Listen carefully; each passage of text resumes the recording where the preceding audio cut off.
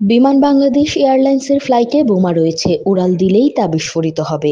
অজ্ঞাত স্থান থেকে এমন ফোন ও হুমকির পর কাঠমান্ডুগামী একটি ফ্লাইটের যাত্রা বাতিল করা হয়েছে। হজরত শাহজালাল আন্তর্জাতিক বিমানবন্দরের রানওয়েতে BG-373 ফ্লাইটটি তল্লাশি চালাচ্ছে বোমা বিশেষজ্ঞরা। শুক্রবার 11 জুলাই বিকেলে এই হুমকি দেয়া হয়।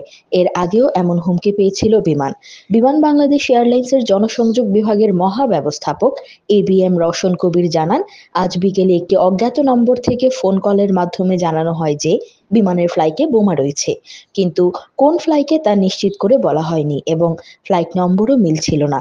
কিন্তু কর্তৃপক্ষ কোনো ঝুঁকি নেয়নি। তিনি জানান, হুমকি পাওয়ার কাছাকাছি সময়ে বিকেল 4টা 45 মিনিটে BG-373 ফ্লাইট রানওয়ে থেকে উড্ডয়নের প্রস্তুতি নিচ্ছিল। তখন ওই ফ্লাইটটি থামানো হয়। আন্তর্জাতিক প্রোটোকল অনুযায়ী যাত্রীদের নিরাপদে সরিয়ে নিরাপত্তা কর্মীরা তল্লাশি শুরু করে। বিমানবন্দর সূত্র জানায়, বোমা হুমকির খবর পাওয়ার সঙ্গে সঙ্গেই উড়োজাহাজে থাকা সব যাত্রীকে নিরাপদে সরিয়ে নেওয়া হয়। পরে বিমানবন্দরের বোম ডিসপোজাল ইউনিট ঘটনাস্থলে পৌঁছে উড়োজাহাজে তল্লাশি শুরু করে। যাত্রীদের মধ্যে আতঙ্ক ছড়িয়ে পড়লেও কারো কোনো ক্ষতি হয়নি।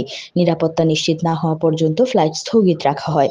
নিরাপত্তা নিশ্চিত করতে বিমানবন্দরের নিরাপত্তা ইউনিট, আইনশৃঙ্খলা রক্ষাকারী বাহিনী এবং অন্যান্য সংস্থাও ঘটনাস্থলে রয়েছে। হজরত শাহজালাল আন্তর্জাতিক বিমানবন্দরের নিরাপত্তা বিভাগের একজন কর্মকর্তা বলছেন, এটি কাঠমান্ডুগামী ফ্লাইট একটি আন্তর্জাতিক ফ্লাইট হওয়ায় বিষয়টিকে সর্বোচ্চ গুরুত্ব দেওয়া হয়েছে। আন্তর্জাতিক সব ধরনের নিরাপত্তা প্রোটোকল মেনে ব্যবস্থা নেওয়া হয়েছে।